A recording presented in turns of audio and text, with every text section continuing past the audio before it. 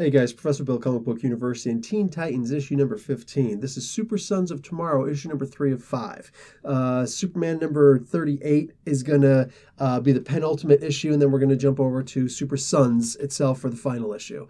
So, cool. I dig the storyline, although I do have some problems with it. Here's the thing. That thing in the previous issue of Super Sons, which was number 2 of 5 in this Super Sons of Tomorrow storyline, that was actually his solar flare. Oh, okay, I get it now. You see, I didn't get that from the first issue.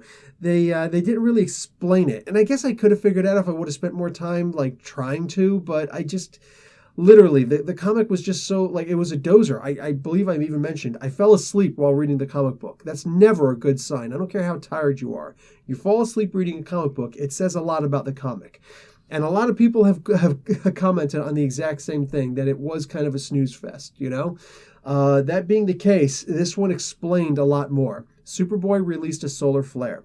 I didn't even know that he had a solar flare. I mean, like, we're dealing with Rebirth Superman here, and I'd forgotten that recently the New 52 Superman and this Rebirth Superman combined. So, oh, okay, interesting. Did not know that. Or excuse me, I did know that, but I did not know that that meant that automatically the solar flare would be passed on now to Superboy. So it was a solar flare. That's the reason why Tim Drake thinks that he's got to kill this guy. Anyways, it's okay to kill kids. Yeah, because if Damien gets in the way, we got to kill him too. And if any of you Teen Titans get in my way, I'm going to kill you also. Oh, but hey, I changed my costume, so instead of calling me Batman of the future, Batman of tomorrow, call me Savior instead. And he pulls out his pistols. Okay, this would be okay, and to show just how crazy he is. The thing that bugs me is that these knucklehead Teen Titans actually started calling him Savior. I would be like, dude, your name's not Savior. It's not even Batman of Tomorrow. Your name is Jackass. Listen, Jackass, let me explain something to you, Jackass. I'm not exaggerating at all, you know? Like, I would need superpowers to do that, though, because this guy's crazy tough. Anyway, this being it, Robin winds up whisking him away, young Superboy. So Robin and Superboy, the Super Sons themselves, they're getting out of there. Like, okay, we need time. He leaves a note. I need time to figure this stuff out. Now, something really weird happens. Raven's like, okay, we're going to go and we're going to kick some butt and try and figure out what's going on and go and save our friend. But first, let's fix the Teen Titans Tower. What happened? What's going on here? They're fixing the tower? So they show a bunch of panels, but then they cut to the future and it's all destroyed. So, wait, what? What just happened here?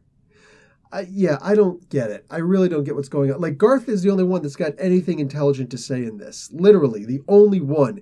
He goes in, the former Aqualad. He's like, Tempest. He's like, listen, guys, I don't trust this guy. He's sitting there saying that when you provoke Superboy, he solar flares. Okay, well, you were provoking him. Yeah, imagine if somebody else were provoking him. Shut up, dude. You decided to prove a point by trying to murder us all? Ridiculous. And the idea that any of the Teen Titans want to help this guy out, wrong answer. It is cool that we actually got to see Connor Kent in this. The problem is he looks exactly like Superman, and Artemis is Wonder Woman now. It's just, you got the Flash. Like, I don't know, man. I don't know. I'm still going to give this comic book a B+. Like, it's good that I actually got an explanation. It's a shame that it took so long to get the explanation. They could have done that better in the previous issue, in the story arc. But whatever. I feel like this is going to go someplace. But you know what? Like, here's the problem I've always had with DC, or at least for the Rebirth run. They've got a whole lot of really good stories to tell, obviously. How do I know this? Because they keep on rushing out the stories. They don't give the stories time to breathe. That's fine. Over in Marvel, a lot of those issues, they give too much time to breathe for their stories. Like, okay, I've got 5 good stories. We got to stretch this out over a year. Not cool, man. Here, they're just rushing out the stories. And unfortunately, something gets lost in the translation once in a while, and I'm not happy with that at all. That being said, again, it was still a good issue. I enjoyed it. Professor Bill, Comic Book University. Class dismissed.